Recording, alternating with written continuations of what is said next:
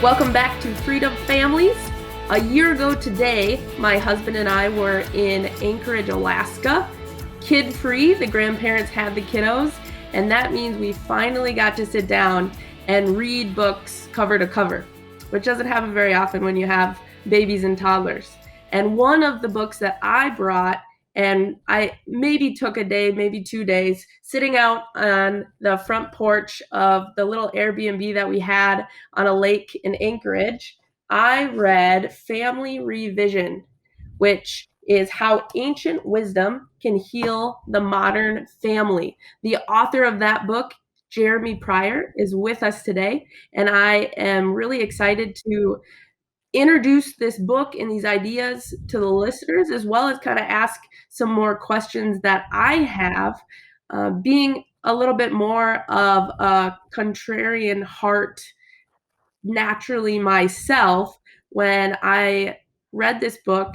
And this book is very much about family and living life in a way that you may have never even you might not have even realized that you could be doing some of these things differently, because at least where I grew up, kind of in a suburb, most families did things in a certain way. Not exactly the same, but generally the same way. When you're growing up, families were set up in a certain way. You did the same things at similar ages as other families around you. But in this book, it's really going to open your eyes. And I'm just so excited. So we'll jump in. Jeremy, I first would love to hear a little bit about your how you first stumbled upon that you can do things differently than most American suburban families are doing them. And I know Yeah. you grew up in Seattle, where there hmm are more dogs than babies, right? Or even, Yes. is it babies or kids in general? Kids in general. Yeah. Yeah, and I'm sure Minneapolis, I would not be surprised at all if Minneapolis, right by us, had a similar ratio of pet dogs and kids. So you grew up in Seattle and you hmm did things a certain way there. Can you tell us a little bit, and then where it went from there, how it changed, how your mind changed after that? Yeah. Thanks, CJ. Yeah. So, yeah, growing up in that culture on the West Coast, and I think this is true in a lot of places in just the West in general, in America and in other Western countries, there's just a huge epidemic of divorce, of broken families, of confusion around what family is.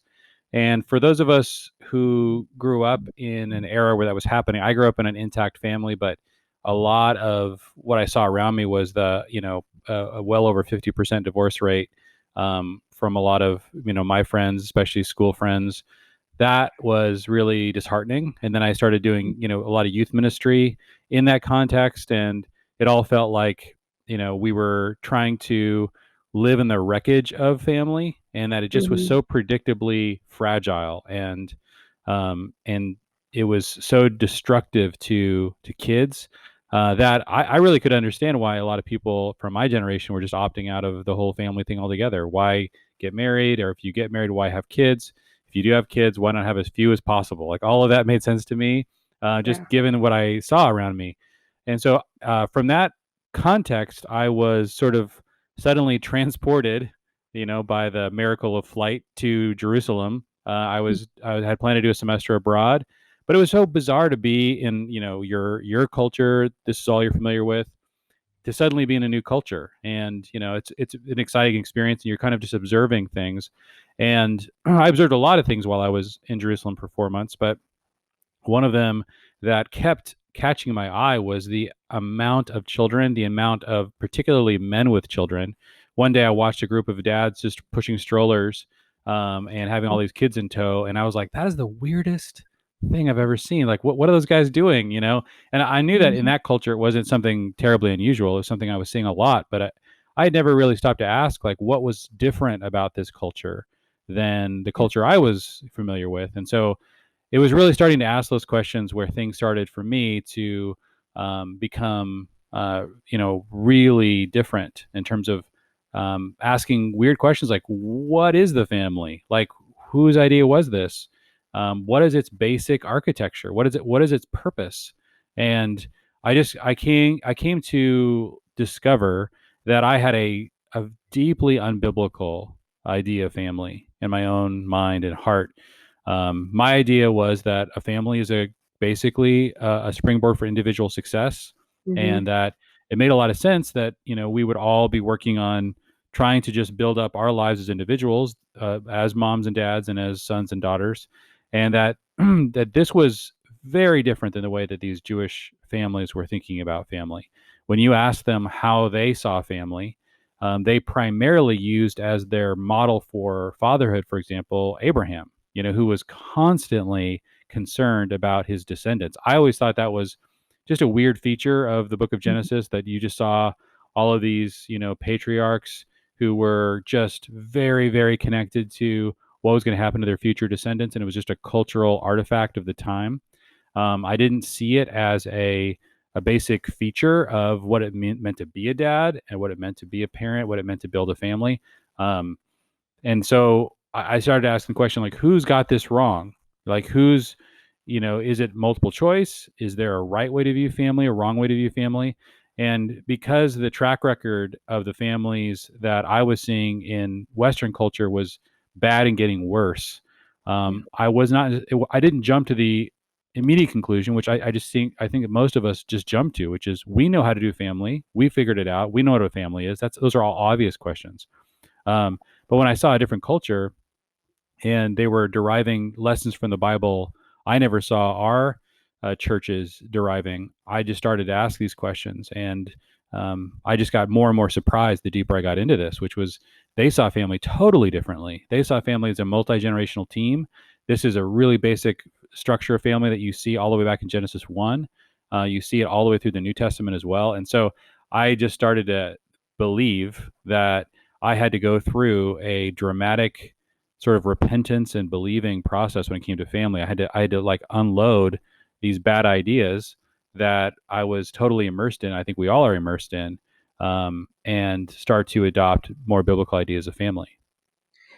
You were only in Jerusalem for 1 semester and you were a young adult, so how did you go about that process of unlearning? Because then you were back in the US, I'm guessing, and you were around the culture that you had been around for your whole life, and you're trying to unlearn those very things that you're now surrounded with. How did you do Yeah. that? Yeah, well, ideas matter. So I really started going deep into these ideas. Starting with just the Bible, and then I started looking for multi generational family stories. Mm, Try to like immerse myself in stories that I saw. Even going to, I remember.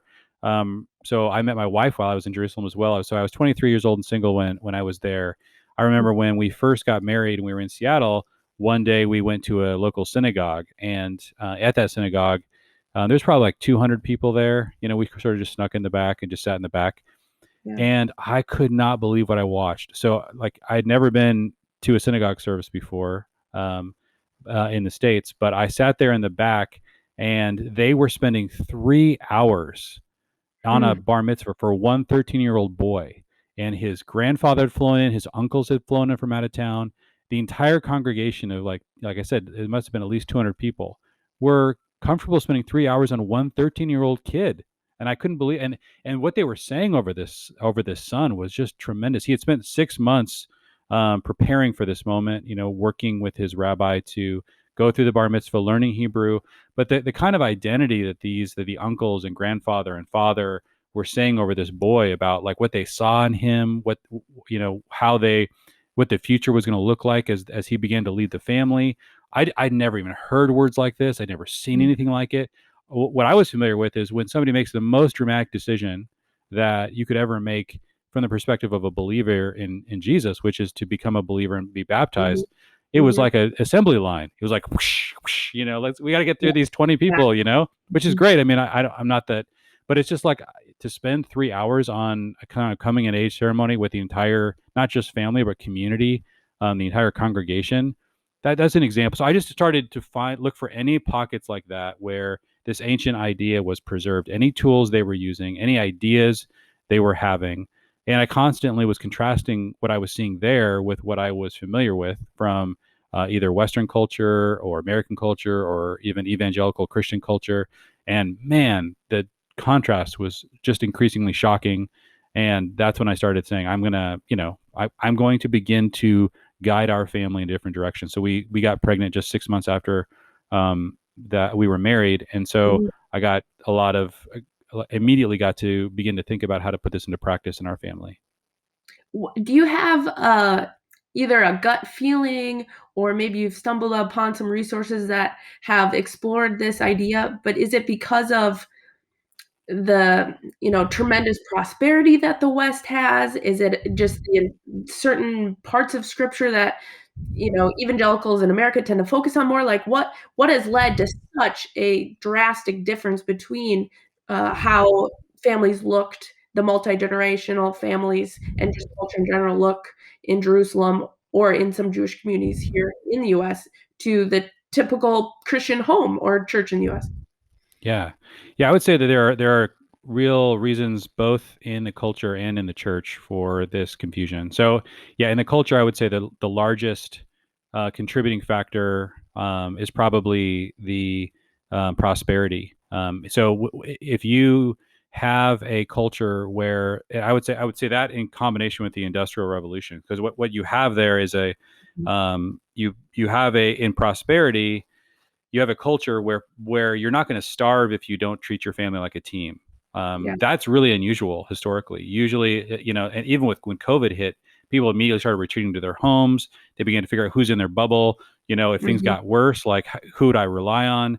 Families Yeah. all of a sudden started having a purpose, and we live in a culture where you can go for years with or generations without family having any kind of survival purpose. And so those survival purposes usually in most cultures keep the family together even if there's stability, but every like 20 or 30 years there's a famine, there's a Mhm. pandemic, there's Yeah. there's a war.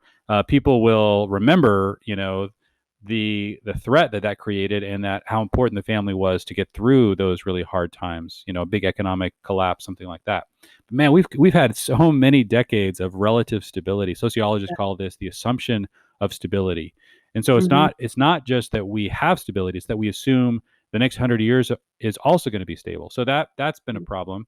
And then you add to that the Industrial Revolution, which was for the first time in history, people began to work in mass apart from their family. Until the turn of the century, the 20th century, there over 70% of people lived on farms, and that was true all the way back to the beginning of civilization until now. And so we've lived now in the first real time period where there's been this disintegration between work and family, and so that's contributed greatly to it. So I would say those are some of the biggest things that have happened in the culture, and then in the church, we have our own major set of issues. I would say one of them is complete confusion with regards to what to do with the Old Testament. Mhm. Is that a book that you can actually use to derive wisdom about how Yeah. to live? And so, you read verses like in Second Timothy where Paul says, all scripture is God breathed and is useful for Right. correcting and training and teaching. He wasn't talking about the New Testament yet. It wasn't written. He was talking about the Hebrew scriptures. Mhm. And I don't think most evangelicals believe that the Hebrew scriptures are useful for teaching. And so what a lot of what was happening in the New Testament was that as Paul's, gospel was reaching the Gentiles, they were using the Hebrew scriptures to really help the Gentiles to understand the ways of God by teaching them the Hebrew scriptures. We don't do that by and large in the evangelical world, right? We do topical sermons. Yeah. We major on the New Testament. Yep. And so we're primarily asking ourselves, first and foremost, what questions do I have to answer given the culture I live in? And we're not letting the scriptures shape us, our families, our way of thinking. We're asking the scriptures to help us as we try to approach our cultural context. But that means that it's going to leave out all of the topics that we don't find relevant that are in the Bible. And so that's where I think we tend to be very illiterate when it comes to understanding what the scriptures say about family. In the beginning of your book, you talked about and contrasted 2 different kind of juxtaposed 2 teenage boys and how in the US we're very individualistic, I think in a negative way. There's a difference between being, a confident individual who can be independent and things like that versus being individualistic. And if you Right. look at how even in the church, you made me think of this when you're talking about topics. And I also think about so many of the songs that we sing in church are really not about God, and they're not about like us or the story that, we have the Bible, which is a collection of stories that we are also a part of, right? It's God's story and Right. we are a part of that. But we've made it very much about like me and figuring out like how can I, maybe sprinkle in a couple of scriptures and maybe even a scripture story to help my life, to help Right. me be a better person, to help me be more successful or help me lose weight. Like, we have those Right. too.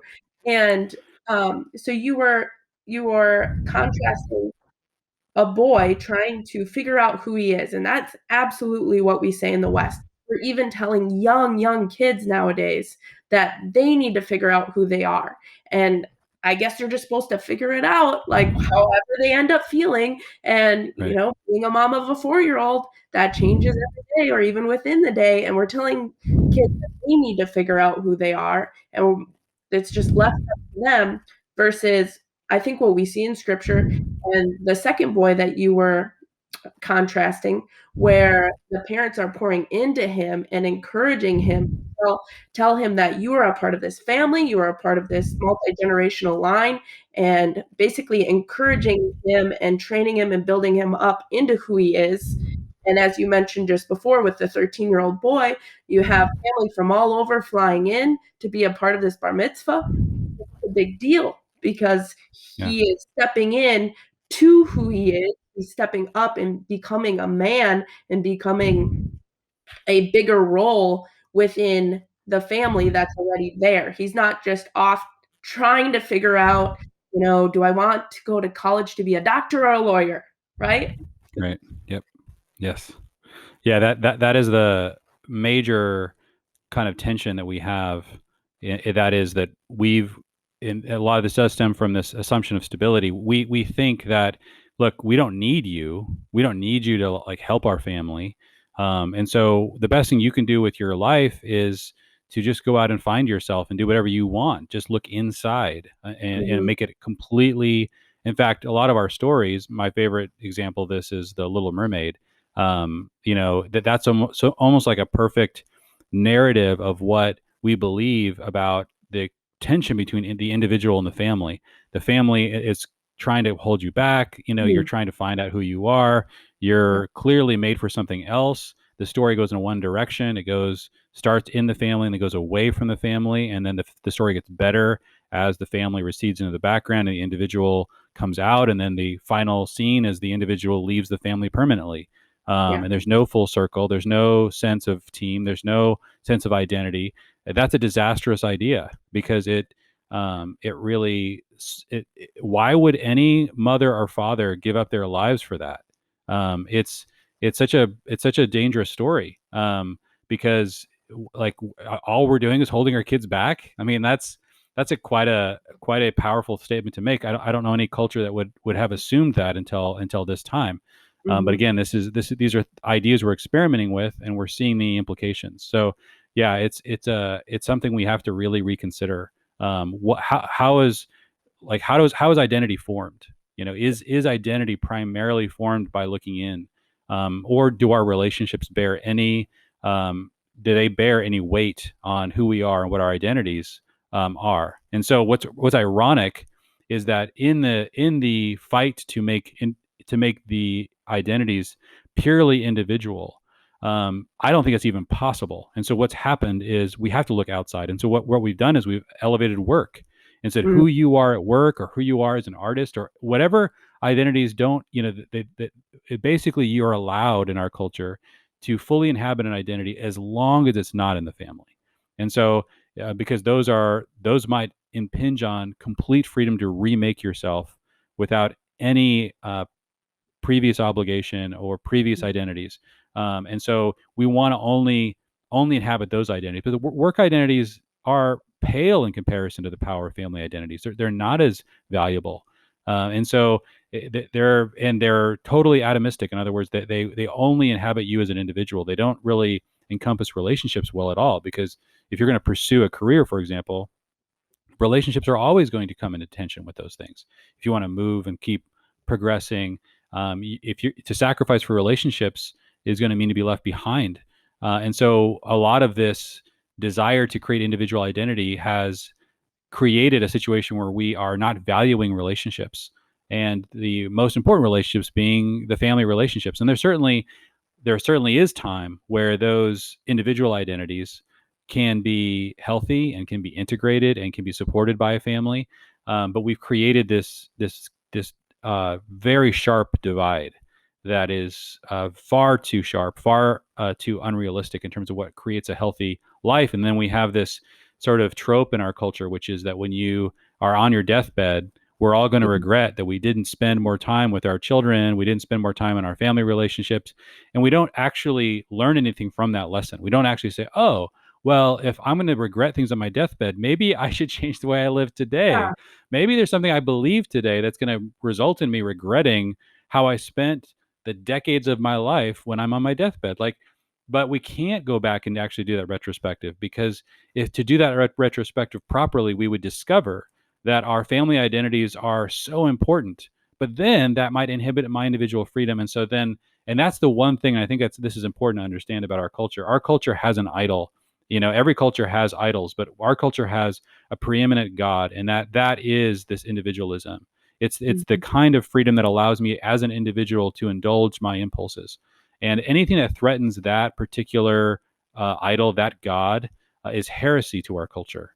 We're going to attack it. We're going to rip it down. And family is one of those things that has that power to really come into conflict with my desire to have uninhibited freedom as an individual, as opposed to an integrated, solution where we're trying to figure out. Yes, I mean, as families, we should really be considering: are we stewarding somebody in our family who is an absolute tennis prodigy? Well, then, yes, I don't have a problem with like us being thoughtful as a family and supporting that. But what we've done as a culture is that when our kids are young, it's like we take some hobby of theirs and say this has to absolutely eclipse every other identity. We've got to find ways to let you inhabit this as much time as possible, and the family must sacrifice its identity fully on the altar of whatever it is that you're into this week or this month or this year, even if it clearly isn't an identity you're even going to necessarily hold on to in a year or two from now. So it's just there's such confusion that we've created around this issue.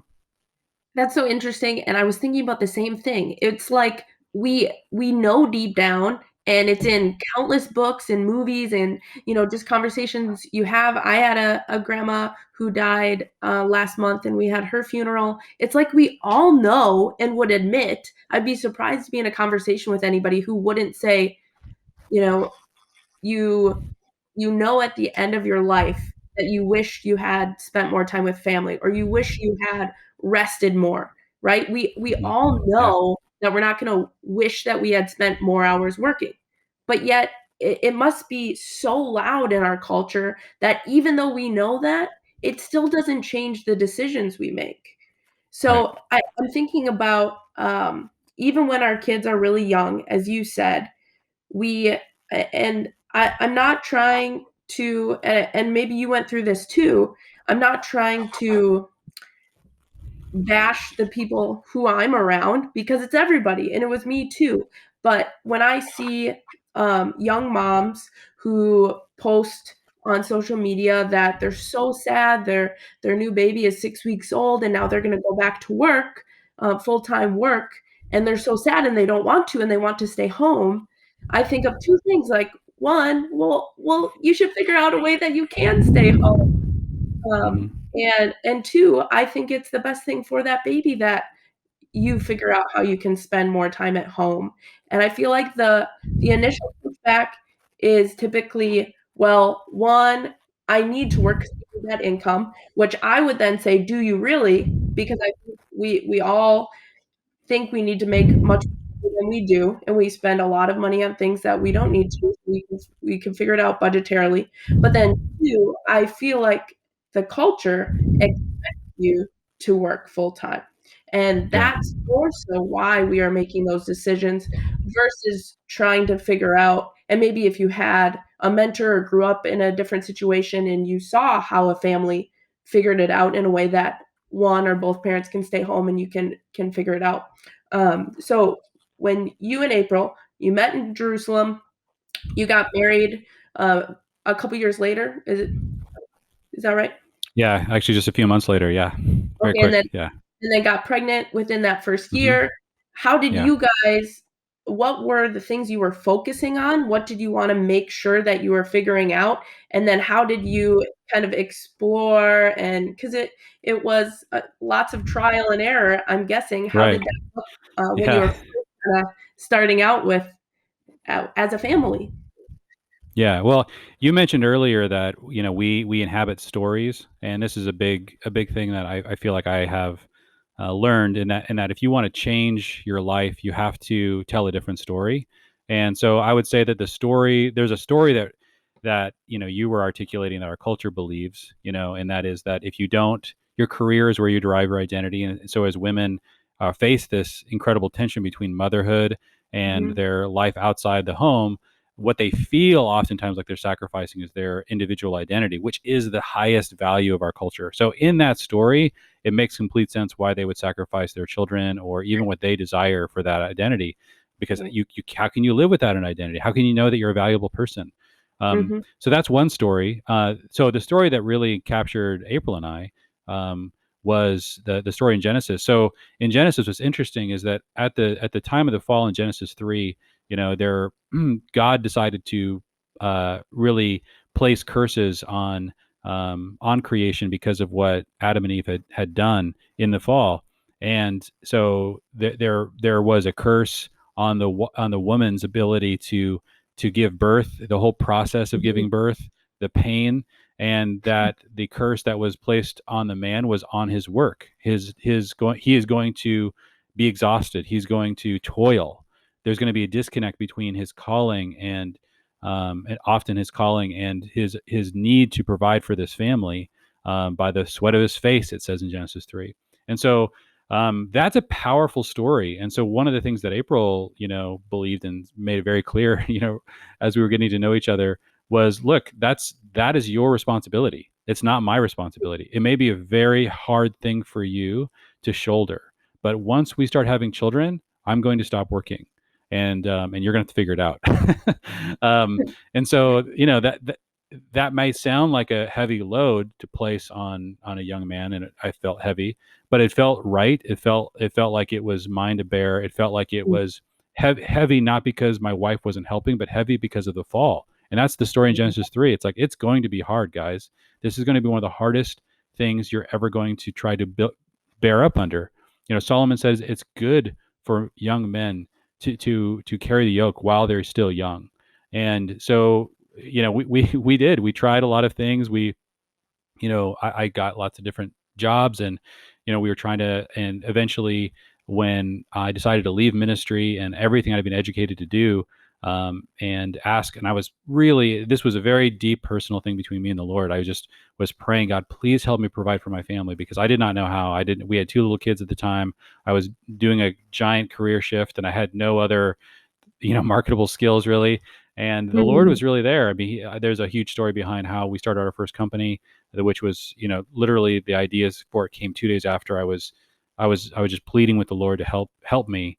But I think it really started with April's decision to believe that story and to stick to it, and to not bear on herself the responsibilities that were, she was already bearing responsibilities. It was hard enough to bear what this means for women, let alone ask women to bear our curse as well as men. And that's not to say there aren't situations or family situations in which this does make sense for women to work. To me, it has to do with the story.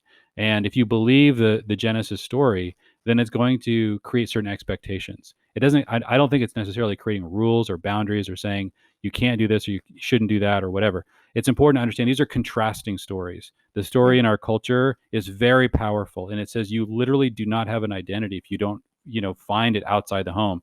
And then here's mhm, a story that says, of course you inhabit a family, but the responsibility to provide has been given to the husband, and the responsibility to bear and raise children has been given to the wife, and both are going to be heavier and toilsome and much more difficult than you immediately think. And we can help each other bear those things. There have been times where, certainly, I mean, I want to be very involved as a dad, and be a part of whatever process I can to make that load easier on April. And she has done lots to help me in our businesses to bear the load of my responsibility to provide for our family. But it is clear that those responsibilities, they're not things that we decided to divvy up as a result of us just deciding, what our personalities were, our temperaments, our strengths, or weaknesses. It started with believing this story is true, and that that we want to inhabit the biblical story. You and I the other day were talking about the different definitions of freedom or of liberty.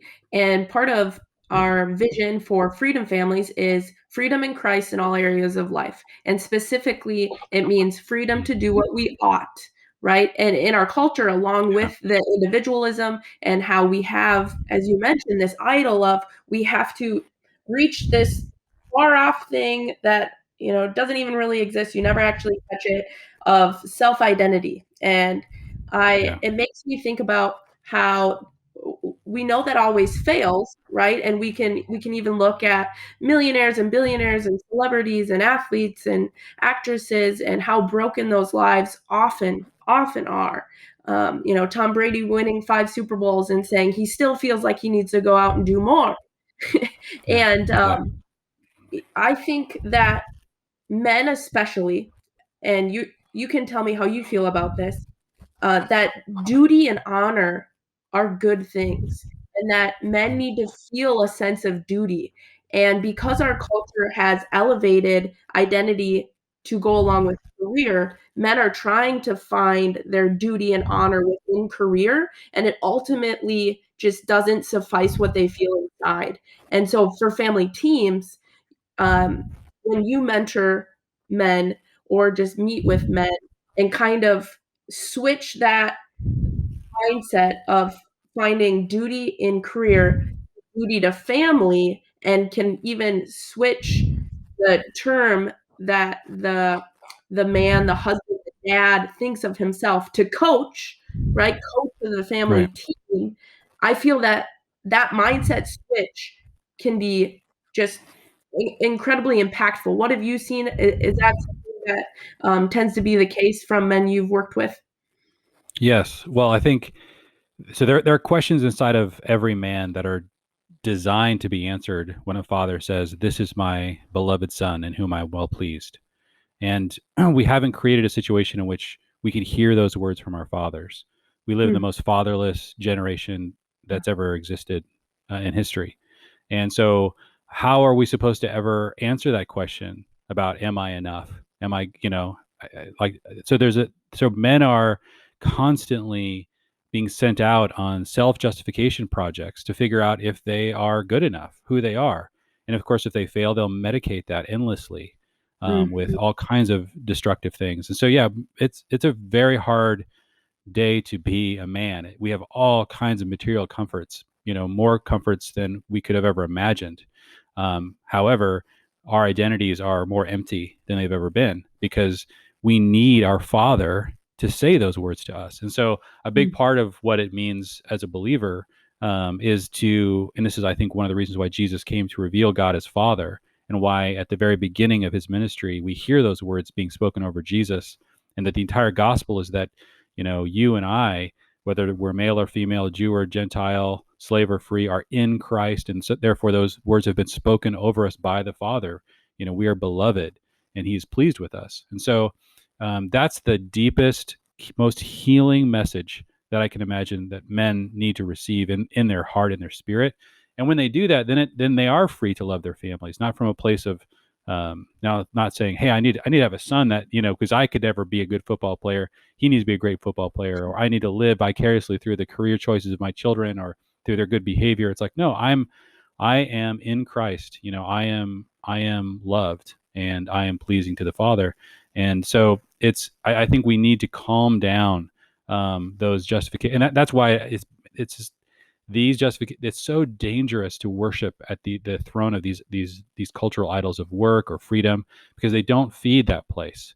That what they do is they give you these short sort of like you know like jabs of meaning or fulfillment, and then it just empties out and you're left enslaved yeah. to these Yep. things like work or what other people think or performance.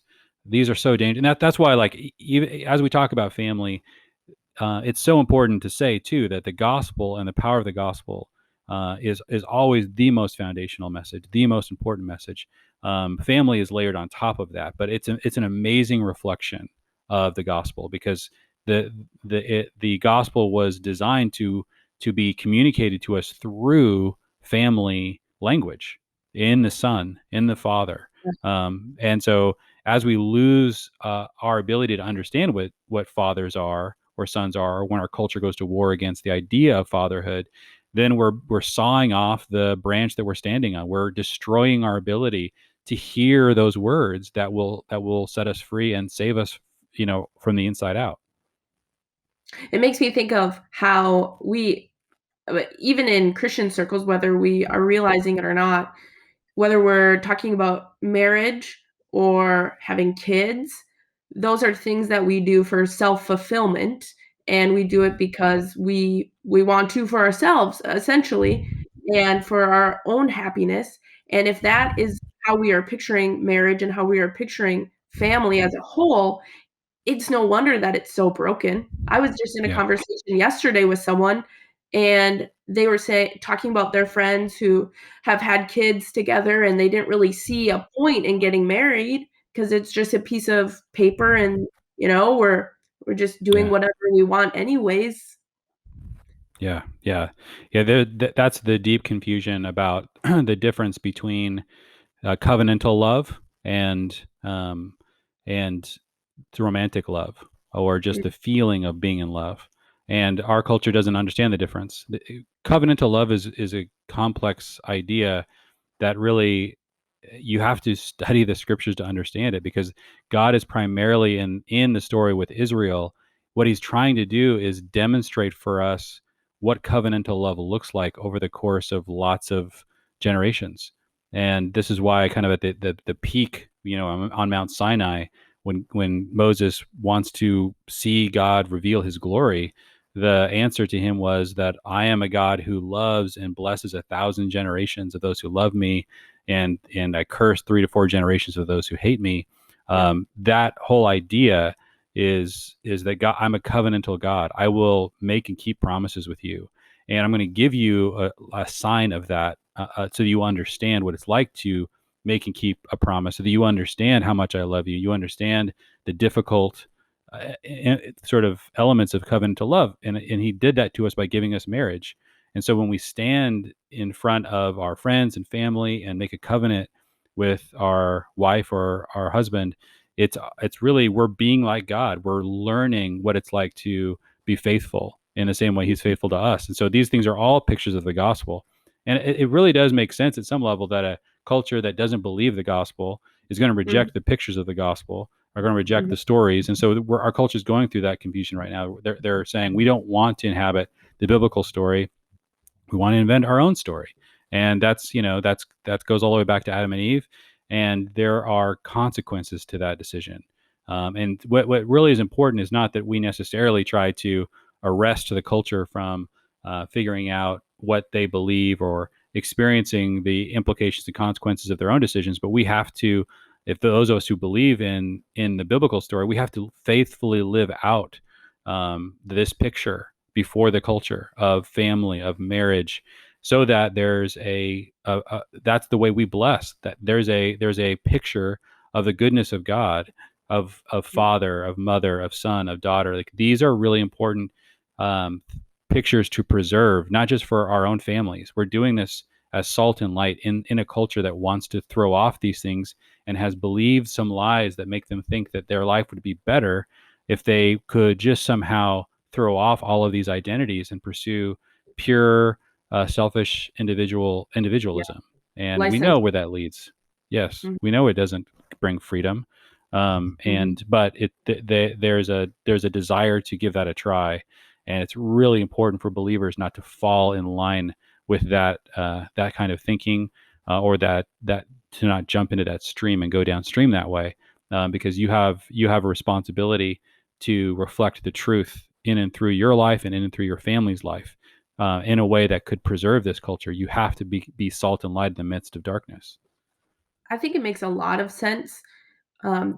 Thinking back to the conversation yesterday, I just realized as I was having this conversation that if you don't have a biblical framework, or if you are talking to unbelievers, there's really no way to make the case for what you and I are talking about right now. Right. And it makes a lot of sense that our culture, whose ultimate goal is self-fulfillment, whether they'd put it in those terms or not, that when maybe you're not being totally fulfilled in your marriage, or I don't know, you the amount of divorces, right? Or how many people have gotten divorced because they fell out of love, right? Or Yeah. then the with the framework that our secular culture has, or even in the church, because the culture influences us as well, that you wouldn't think, oh, there's a completely different way to do things. Your initial thought would be, oh, I made a bad choice. I need to make a different choice now. Like maybe get married Right. to somebody else, or try a different career, or you Right. have the quintessential midlife crisis and those Right. sorts of things. And so, what would you say to, let's say we have somebody listening and they're like, okay, you convinced me. Yes, I see the immense brokenness around us. You're telling me there's a different way to do things. What is maybe a practice or a truth that you think would be a good stepping stone to try to start thinking about family differently? Yeah. I think it's important to embody these things and not just believe them. Your life really consists of those things that you do repeatedly. And so, what I always want to recommend is that people begin to adopt practices on a repeated basis that represent the value of family. And so, there's a bunch of those that, and a big part of what we are advocating for is that the biblical idea of family, what makes it most different from the culture, is that it represents family as a team. What's so healthy and helpful about the idea of understanding the family as a team is that we in our culture we actually are very good at this. Like if you join a team, if you're on a basketball team, there's going to be a constant drumbeat in the culture of your team to put others first, to like look out for each other, to use your gifts in an interdependent way. And it's a beautiful thing, and we all love doing it, and we give our time and our lives, and we love watching it. Watching teamwork is Mhm. so amazing. We've Yeah. just never imagined that family could be that way. So yeah, you want to have a shift in thinking that says, okay, my family is a team. That's the reason why I'm willing to sacrifice my time or effort as an individual to be interdependent with the family. And then some of the practices that we like to do, I love it when people create a family meal, like a weekly family meal, not just like their maybe weekday family meals where they're catching up really quick as everybody sort of scatters to do their individual activities, but something a time where that's like protected. Like, okay, ours is a Friday night because we just want to be able to really go deep into our identity and like tell family stories and have fun and do a dance party and eat good food and like Mhm. relax and have the fathers bless the sons and the mothers bless the daughters. And so we've been working on, creating and crafting this kind of family meal expression for, the last 15 plus years. And this is another one of those things that we just saw happen with Jewish families, which was super encouraging. They would, when you saw the Sabbath begin on for within Israel, Friday afternoon, Friday evening, you just watched everyone scattering to the oldest Mm. mother and father's house in the country. I mean, the buses were full, Cool. and then as soon as the Shabbat siren sounded, it was just silence, and you could hear, if you listen, the sounds of fathers chanting blessings over their children. That's how you preserve family. You have to celebrate it. You have to experience it. We don't. When do we experience it? Like maybe Thanksgiving or something. Yeah. I mean, it's like once or twice a year. That's not Mhm. enough. Like, and you're so out of practice by then. You don't even want to be around each other. So it's like you have to start. That's my favorite place to start. Craft a meaningful family meal where you're present, where you're experiencing one another, where a father's a father, a mother's a mother, a son is a son, a daughter is a daughter, and play out those roles and enjoy them. And learn from cultures that have been doing this for thousands of years. make the case to somebody who currently has maybe some teenagers and some preteens, and the one kid's in basketball, the other kid's in choir, the other, they're busy. Well, I can't even pick a day of the week and have to switch because we have this and we have that, and I don't even know if my kids would enjoy it. Like, how do I even start? How do I convince my family? Help make the case for that. Yeah. Well, first of all, I mean, you can start from anywhere, and that's going to be a challenging season. But and so I'll talk through some ways to think about that season. But I think that you're gonna run into probably enough resistance, both culturally within your kids and just you kind of the muscle memory of your family, that you're gonna hit severe challenges that's Hmm. gonna make it hard for you to want to continue. And so what you have to aim at, and this will give you the endurance to get through that season, is you really at that stage, if you're starting at that stage, you're aiming for your children when they're in their 30s and 40s to come and be a part of that family meal, to bring your grandchildren to your house and to sit around that table on a weekly basis. Okay, so that I mean that's what we're aiming for as well. Even though we started this when our kids were tiny, like I'm not a grandfather yet, but everything I've done has been aimed at my grandchildren in terms of our family culture. That's what I constantly talk. April and I talk about. Our visions are all about our family, what it's going to look like when our kids are in their 30s, and so it's really important to keep that in mind because, like I said, it's going to be difficult. So I would make it. You first of all, you do not want to make this feel like a burden to your kids. They're old enough now that if they feel that way, you're going to maybe get their grudging, forced obedience to your vision, and then you'll lose the incredible richness that I was describing that is coming for you in that Psalm 128 moment that the Bible talks about when the descendants are around your table where you're living to see your children's children. So that's the picture that you need to have in your mind. And so what I like to do is so you find whichever best night works, and you make it highly invitational. You make it super fun. You craft a really great experience, and you do it very consistently. And you put some effort into it, and you let your kids own whatever elements of it is going to make it the most meaningful for them. And just know that it's going to be hit or miss as these commitments kind of come and go. Allow that to happen. But what will start to happen is over time your kids will really miss it. And as your kids run off to practice or to a game, you're like, okay, we're going to be doing our family meal, and you want them to miss it, and say, man, I wish I could be there. I made a commitment to my team. Totally get it. Like in that season, you're going to be, missing that experience. We're going to be right here. We're going to be here. And then, if your kids go off to college, like this is still happening. There's still a place for you at this table when they're in their mid 20s or late 20s. And like I'm saying, when they start to build out their family, they're going to think to themselves, there's no better place for me to be raising my kids than around my parents, because they're going to be there. They're going to have crafted this amazing table culture of our family. And this is when we were talking earlier about women in the workplace and some of the challenges that our culture has. So much of that is derived from the lack of grandparents and the support that extended families historically were able to give families. And so, like in Hillary Clinton's book, It Takes a Village, the vision, our current vision is, well, of course you can't do this alone. And so maybe the state needs to provide endless, different ways to prop up families.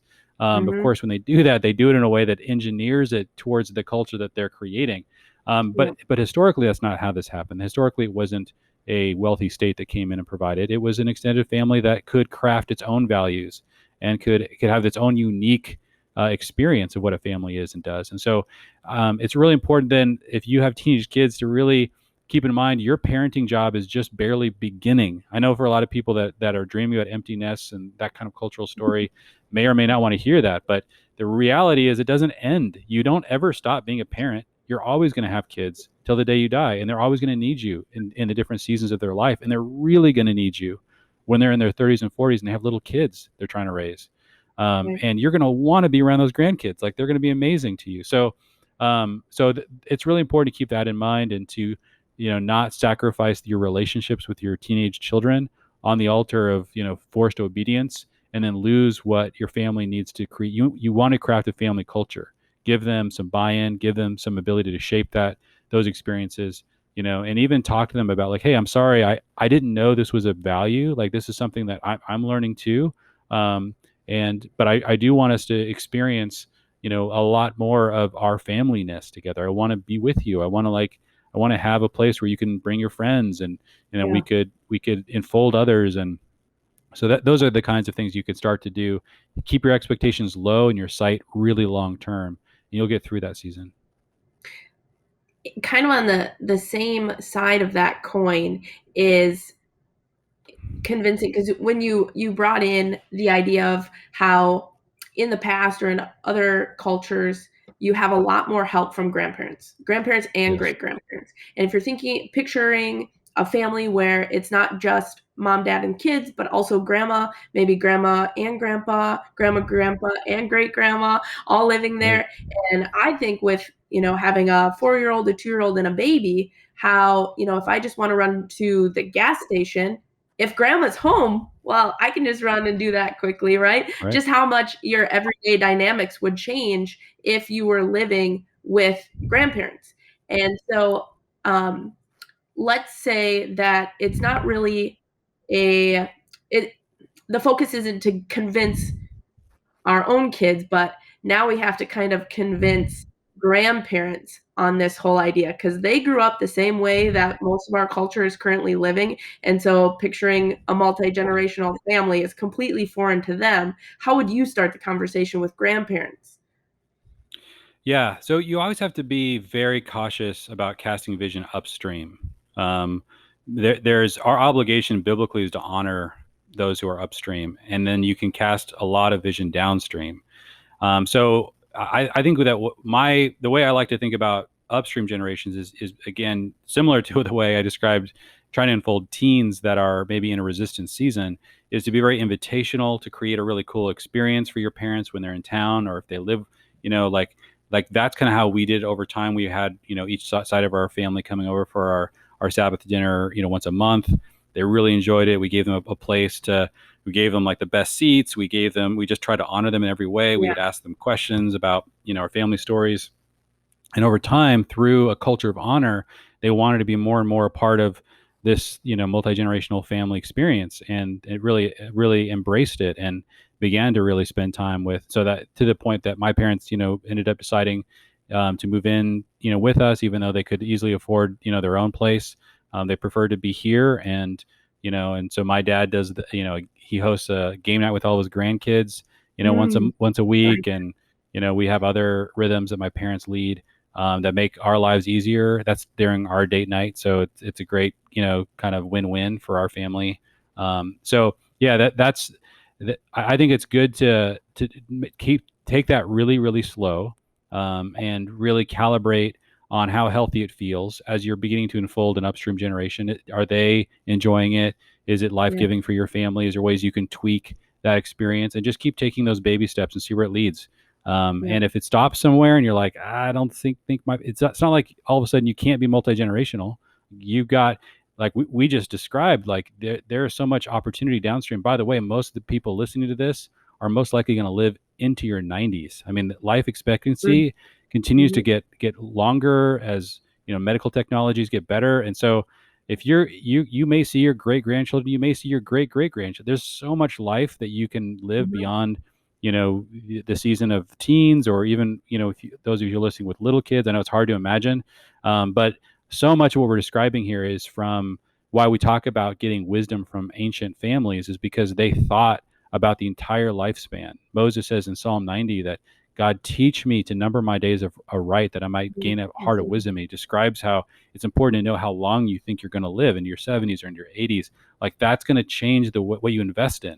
And so when you think about being a parent into your 70s, 80s, 90s, man, that should really inform how you parent your children when you're in your 30s and 40s. Jesus came to give us life abundantly, and I try to keep that fullness of life as just a as we wouldn't want to offend parents or grandparents when we're inviting them into this new way of sculpting family. We don't want them to feel like, oh, well, you didn't do this and you should have done this. We want to Right. come from a perspective of this is just a wonderful thing that we think would bring more joy and more fullness of life, and we want you to be a part of it. And as you said, even for the teenagers, to have it be very invitational, I think that should be our frame of reference as well with going upstream. I know we're running down on time, but there are two things I wanted to make sure I asked. One is, especially with younger kids, what are some of the things besides just having a meal? Because if I think of the meals that we have at home, we've been doing a pretty good job of, sitting around the dinner table all together, eating, but it still only takes like 20 minutes to eat dinner, right? So what does that look like? And then I also would love just a little bit of insight into what it looks like to in business and finances be multi-generational. Yeah. I think the most important thing with little kids is to follow the Deuteronomy 6 pattern of have them with you as much as you possibly can. So, Deuteronomy 6 is a fascinating curriculum for how to raise young children, which is it says, talk to them while you're doing life. And one of the hard, like I said, basically God created an entire nation of farmers and with a few tradesmen when Israel was first founded, and so it was very simple to do that, and that takes a ton of creativity today. So like I would choose jobs or try to find ways to like, is there a way I can take one of my kids with me on a business trip or be with me, for 2 to 3 hours during a work day? Is there a way I can train them, or that could be healthy for them and productive still for me? And same thing with April. So that was a constant question of sitting down, looking at our weeks, and trying to figure out how do we just be with our kids more when they're young, and then talk to them, in the car as we're driving here or there, or talk to them. Yeah. So I obsess over that Deuteronomy 6. I think we've created such a weird culture where kids have their own realms, and we all expect them to immediately go off and be entertained continuously out of the sight of the adults. That is just not good. That is a direct contradiction to the commands God gave us as parents in Deuteronomy 6. So I just would read that passage, really meditate on it, ask the Holy Spirit for creative ways to enfold your kids more and more in your normal day-to-day life. So yeah, in terms of finances with multi-generational families, it obviously is a very different way of thinking about family. Most of financial investments have as one of their key components, what is the time horizon? And if you think that you're going to need the money in 10 years or 20 years or 30 years or 100 years, you do very different things. And it's really simple to build wealth if you have hundreds of years. It's very difficult in 5 or 10 years. And so one of the ways that multi-generational thinking really impacts the way people think about finances is they have a reason to begin to think about how to invest in such a way that they could be propelling their generations. There is obviously a danger there that as believers we're very aware of, that there's a trap with wealth.